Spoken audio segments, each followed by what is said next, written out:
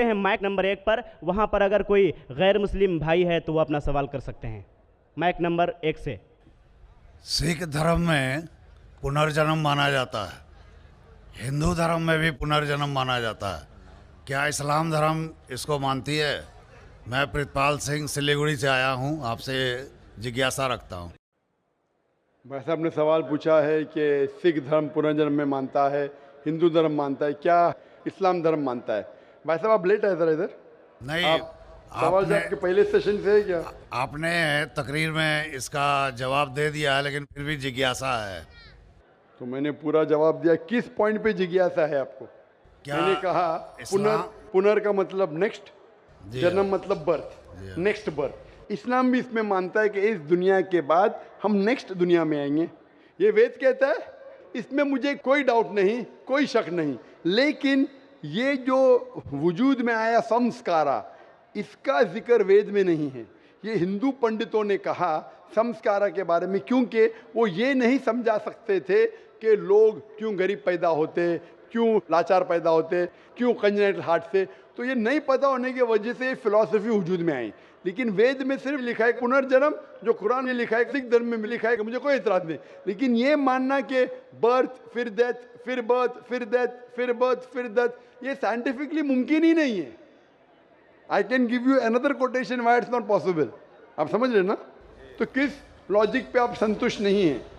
मैं आपसे ये जानना चाहता हूँ कि जैसे सिख धर्म में ये माना जाता है कि किसी व्यक्ति की मृत्यु हुई है, वो कहीं ना कहीं फिर जन्म लेगा।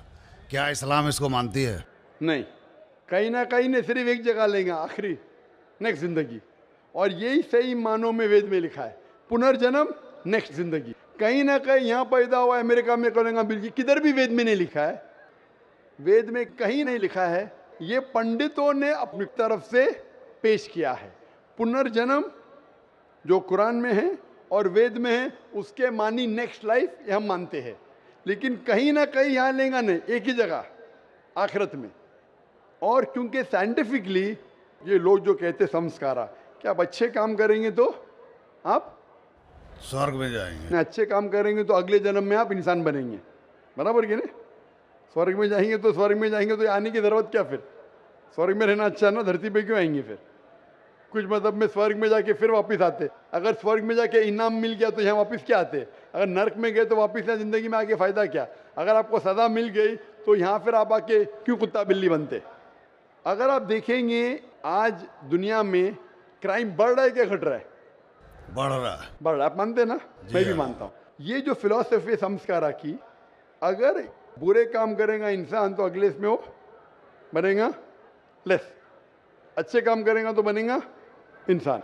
क्राइम जब बढ़ रही है, इंसान की तादाद बढ़ रही है क्या घट रही है?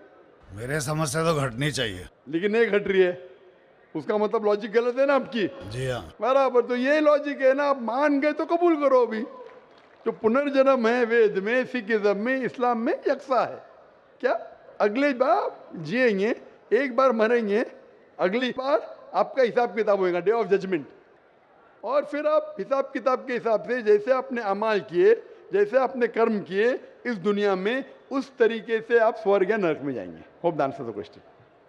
अब हम चलते हैं माइक नंबर 3 पर।